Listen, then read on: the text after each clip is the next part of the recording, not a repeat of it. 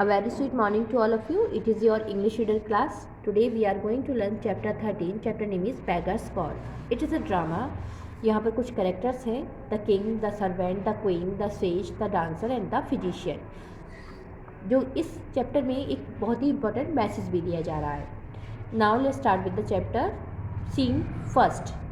पहला सीन जो है, जहाँ पर during the mid summer in a beautiful palace a king who possessed all power is rejoicing dance, singing and music. गर्मी के मध्य का समय, जो गर्मियाँ होती हैं उसके बीच का समय था, जब एक बहुत ही सुंदर पैलेस में एक राजा सभी शक्तियों से युक्त था. वो आनंद ले रहा था डांस का, सिंगिंग का और संगीत म्यूज़िक का. He loves to watch dance and to listen music. उसे डांस देखना और म्यूज़िक सुनना बहुत ही पसंद था. All the windows of the palace are open, so the light breeze coming through the windows in and changing the beauty of the atmosphere inside the palace. जो सभी खिड़कियाँ थी उस पैलेस की, उस महल की, वो खुली हुई थी. तो जो ठंडी हल्की हवा आ रही थी, जो धीरे धीरे बहती है खिड़कियों के ज़रिए, वो महल के अंदर के वातावरण को और भी बढ़ा रही थी और भी सुंदर कर रही थी. नाउ द किंग, जो राजा है, वो कहता है, you are performing here first time, am I right. राजा कहता है कि तुम मेरे सामने पहली बार परफॉर्म कर रहे हो, क्या मैं सही हूँ? द डांसर, जो डांसर है, वो कहता है, right your highness,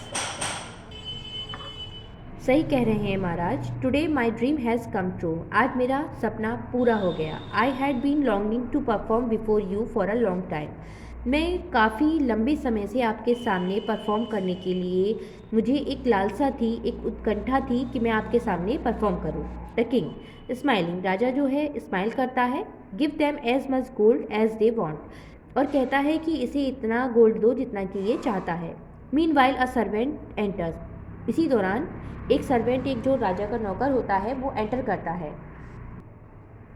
now the servant है, नौकर है, बॉविंग, झुक कर कहता है, O kings, a beggar is insisting to meet you. ओ राजा, एक जो बेगर है, मीन्स भिखारी है, वो आपसे मिलने के लिए जोर दे रहा है. The king, what does he want, राजा कहता है कि वो क्या चाहता है. The servant, he wants you to give him a fistful of rice, वह आपसे एक मुट्ठी भर, फिस्टफुल मीन्स मुट्ठी भर चावल चाहता है. द किंग पॉम्पियसली, बहुत ही आडंबरपूर्वक वो कहते हैं राजा, then ask him to go any other door, उससे कहो कि वो किसी और डोर पर, किसी और दरवाजे पर जाए. The servant goes back and the king is again wrapped in music. जो सर्वेंट था वो चला जाता है और राजा अपने जो संगीत सुन रहे थे, नृत्य देख रहे थे, उसमें मग्न हो जाता है. यहाँ पर सीन 1 का एंड होता है या सीन 2 शुरू होता है, जहाँ पर in the chamber of the queen the king and the queen are sitting beside their daughter's bed. रानी का कक्ष था, जहाँ पर राजा और रानी अपनी जो डॉटर थी, बेटी थी, उसके बेड के पास बैठे हुए हैं. Physician from all over the country have tried their best medicine but all in when. जितने भी चिकित्सक हैं, फिजिशियन में चिकित्सक है, वो पूरे देश के, वो अपने अच्छे से अच्छा कर चुके हैं, लेकिन वो सब व्यर्थ है. नाउ फिजिशियन 1, जो फिजिशियन 1 है, वो कहता है, your highness, we all have tried our best but princess condition is getting worse day by day. Your highness, महाराज, हम अपना बेस्ट कर रहे हैं, लेकिन जो राजकुमारी है उसकी कंडीशन दिन पर दिन और भी ख़राब होती जा रही है. द किंग, राजा कहता है, is there no other medicine that can cure my daughter, क्या कोई ऐसी दवाई नहीं है जो मेरी बेटी को ठीक कर सके. फिजिशियन 2, जो फिजिशियन 2 थे, दूसरे थे, वो कहते हैं, there is a forest on the outskirt of nearby country. वो कहते हैं कि जंगल जो है, जो कि दूसरी कंट्री है, नियर बाई, जो पास का देश है, उसकी सरहद पर एक जंगल है. And old age live there, एक बूढ़ा साधु वहाँ रहता है. It is said that he can cure irremediable disease, ऐसा कहते हैं कि वो लाइलाज बीमारियाँ जो होती हैं उसको देखता है, उसको ठीक करता है. द किंग, तो राजा कहता है, कॉल हिम इंस्टेंटली, उसे तुरंत बुलाओ. The physician leave the chamber, जो फिजिशियन थे वो चैम्बर को छोड़ देते हैं, मीन्स रानी के कक्ष से चले जाते हैं. Now third scene, the king is sitting in his throne sad and gloomy, जो राजा है अपने सिंहासन पर बहुत ही दुखी और उदास होकर बैठा हुआ है. He is waiting for the sage, वह उस सेज का इंतजार कर रहा है.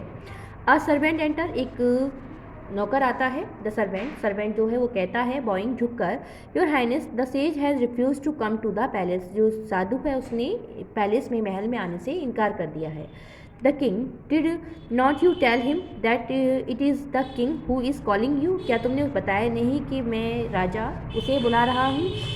द सर्वेंट, योर हाइनेस महाराज, we told him everything about you and the princess, हमने आपके और प्रिंसेस राजकुमारी के बारे में सब कुछ बताया। The king, what does he want, तब राजा कहता है कि वह क्या चाहता है। The servant, he wants you and the princess at this cottage, तब जो सर्वेंट है नौकर है वो कहता है कि वह आपको और राजकुमारी को अपने ही कॉटेज में जो उनकी झोपड़ी है वहाँ पर बुला रहा है। The king, inform the queen tomorrow early morning we are going to visit the sage, रानी को सूचित करो टुमारो यानी अगले दिन हम सुबह उस सेज साधु के पास जाएंगे। Scene fourth, with all his ministers, physicians, the queen and the princess, the king reached at the sage cottage, जो फोर्थ सीन है उसमें राजा अपने सभी मंत्रियों, फिजिशियंस, क्वीन रानी और उस राजकुमारी के साथ उस सेज के कॉटेज में पहुंचते हैं।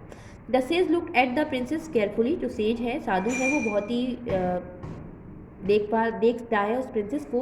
ही फेल्ट हर पल्स, वह उसकी पल्स को देखता है, नर्व्स को देखते हैं। He had a long discussion with physician, एक लंबा वार्तालाप होता है फिजिशियन और उस सेज के बीच में।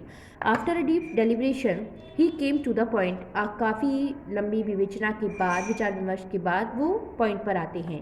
द सेज, जो साधु है वो कहता है, your daughter is not prone to any disease, तुम्हारी बेटी को कोई भी बीमारी नहीं है।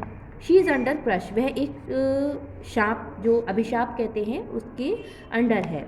The king and the queen become worried, जो राजा और रानी थे वो बहुत ही चिंतित हो गए। The queen, oh kind man can't you suggest any solution, जो रानी है वो कहती हैं ओ दयालु व्यक्ति, क्या आप हमें कोई सजेस्ट कर सकते हैं समाधान को। The sage thought for a few second, जो साधु था उसने कुछ देर सोचा। The sage, call the beggars at your door, serve them food and give them some things, you alarms keep on doing it until the princess regain health। Call the beggars, उस bagger को बुलाओ अपने दरवाजे पर, उसे food दो, उसे खाना दो, और देम समथिंग यू अलार्म्स, और जो भी भिक्षा में आप दे सकते हो उसे दो। ये तब तक करते रहो जब तक कि प्रिंसेस की हेल्थ ठीक ना हो जाए। Now scene 5, the princess is very happy, जो राजकुमारी थी बहुत ही खुश थी। She is distributing food almost amongst the beggars, वो सभी बेगर्स को डिस्ट्रीब्यूट कर रही थी, बांट रही थी फूड को, खाने को। द किंग, जो राजा है वो कहते हैं, how happy our daughter is, हमारी बेटी कितनी खुश है। द क्वीन, रानी कहती हैं, and how fortunate we are, हम कितने भाग्यशाली हैं। We got the chance to help the needy, हमें एक चांस मिला है नीडी जो पीपल्स हैं, जो जिनको ज़रूरत है उनकी हेल्प करने का। द किंग, राजा है वो कहते हैं, I have spend many years of my life in dark, मैंने अपना एक बहुत बड़ा समय, काफ़ी समय अंधेरे में गुजार दिया। Now I have come to know the real meaning of being a king, अब मैं जाना हूँ कि एक राजा का क्या अर्थ होता है। A king is also helpless before the God, एक राजा हमेशा भगवान के सामने लाचार होता है। द कर्टेन फॉल्स, जो पर्दा है वो गिर जाता है, यहाँ पर इस स्टोरी का एंड होता है। Now the message of the chapter is we must share whatever God has given us, means जो भी भगवान ने हमें दिया है हमें दूसरों के साथ उसे शेयर करना चाहिए। मीन्स जो नीडी पीपुल हैं, जो ज़रूरतमंद लोग हैं, उनकी हेल्प करनी चाहिए।